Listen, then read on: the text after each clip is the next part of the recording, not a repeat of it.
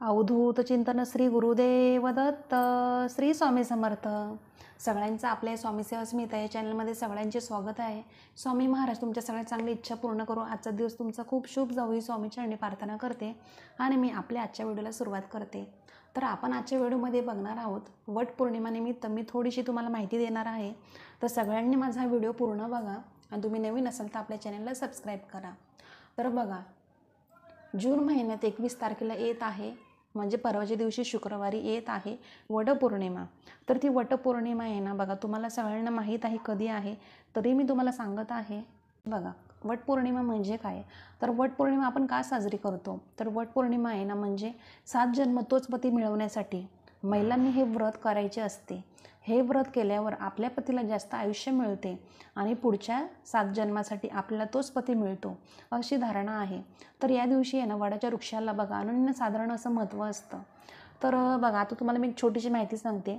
सावित्रीने आहे ना आपल्या पतीचे प्राण परत मिळवण्याकरिता यमराजाला भक्तीने संतुष्ट केले व आपल्या पतीचे प्राण परत मिळवले. ज्या वृक्षाखाली तो पुन्हा जिवंत झाला ते झाड होते वडाचे. त्यावेळी सावित्रीने वडाची मनोभावे पूजा केली आणि त्या प्रसंगाची आठवण म्हणून आजही स्त्रिया वडांची पूजा करतात. वड हे देवतुल्य असे झाड आहे. त्या ठिकाणी श्री स्वामी समर्थ महाराजांचे वास्तव्य आहे. महाराज नेहमी म्हणायचे की वड वड मूळ मूळ, म्हणजेच या विश्वाचे मूळच महाराजच आहेत. वड ही अतिशय बहुगुणी औषध वनस्पती आहे, आपल्याला तर सगळ्यांना माहीत आहे. तर ही छोटीशी अशी माहिती होती. तर आता या दिवशी आहे ना वडाच्या वटपौर्णिमेला या दिवशी आहे ना बघा, तुम्हाला आपल्या सगळ्या स्त्रियांना आपल्याला कोणत्या कलरची साडी नेसायची आहे, कोणता रंग आपल्याला परिधान करायचा आहे ते तुम्हाला मी आता सांगते.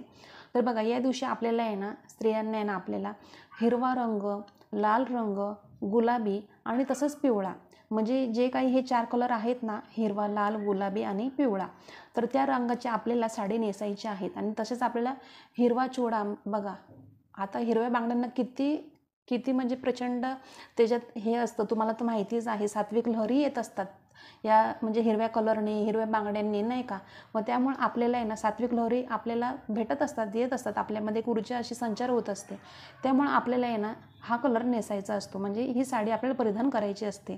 तर आता तुम्हाला मी सांगितलं त्या पद्धतीने तुम्हाला आहे ना हे जो हिरवा रंग, लाल रंग, गुलाबी रंग आणि पिवळा रंग, तर या आपल्याला साड्या अशा नेसायच्या आहेत. त्याच्यामधली कोणतीही तुम्ही घालू शकता. आणि बघा, या दिवशी आहे ना बघा, म्हणजे या दिवशी तुम्हाला आता मी ज्या साड्या सांगितल्या ना, तर त्या साड्या शुभ आहेत. हा कलर जो आपण घालणार आहे तर तो शुभ आहे म्हणून आपल्याला घालायचे आहेत. आणि बघा, या दिवशी तसंच स्त्रियांनी एक चूक करायची नाही आहे, कोणत्या कलरच्या साड्या नेसायच्या नाही. आता बघा, पांढऱ्या कलरची साडी घालायची नाही आहे तुम्हाला, पांढऱ्या कलरची, काळ्या रंगाची, तसंच बघा निळ्या रंगाची सुद्धा साडी नेसायची नाही आहे या दिवशी.